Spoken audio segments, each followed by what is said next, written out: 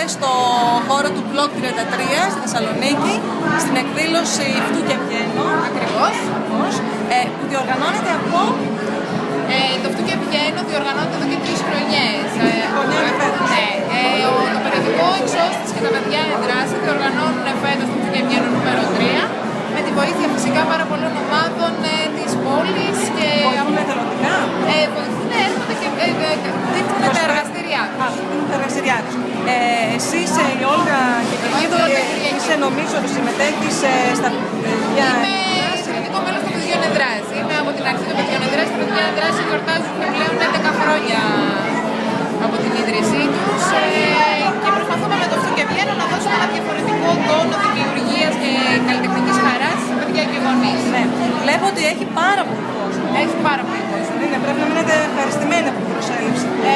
Ναι, νομίζω ότι το Φτού και Βγαίνω πλέον είναι γνωστό. Ο κόσμος ξέρει τι θα βρει στο Φτού και Βγαίνω, την ποιότητα των εργαστηρίων, την ποιότητα των δραστηριοτήτων γενικά. Και γι' αυτόν τον λόγο ξέρει ότι ερχόμενοι στο Φτού και Βγαίνω, τα παιδιά θα παίξουν, οι γονείς θα μπορέσουν να διαδράσουν με τα παιδιά τους και θα βρουν πολλές εκπλήξεις. Και δεν ξέρω, είναι νωρίς, ακόμα θα επαναληφθεί και του χρόνου.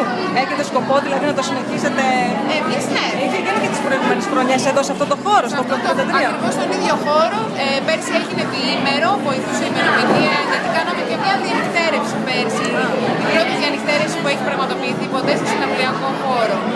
40 παιδάκια, γιατί ήταν με συγκεκριμένο αριθμό παιδιών, είχαν τη δυνατότητα να κοιμηθούν μέσα σε αυτό το χώρο, να παρακολουθήσουν τα άστρα από τον Όμιλο Φίλων Αστρονομίας και να κοιμηθούν με νανουρίσματα από την Κρατική Ορχήστρα Θεσσαλονίκης. Φέτος δεν έγινε νομίζω. Φέτος δεν βοήθησε, είχε άλλα πράγματα το βράδυ, οπότε το κάναμε πάλι μια ημερήσια δραστηριότητα, αλλά την αγαπάμε τη διανυκτέρευση και νομίζω ότι θα το επαναλάβουμε. Πολύ ωραία, εντάξει, ευχαριστούμε πάρα πολύ, συγχαρητήρια και μακάρι να γίνονται τέτοιες δράσεις και δραστηριότητες. Μακάρι να έρθετε.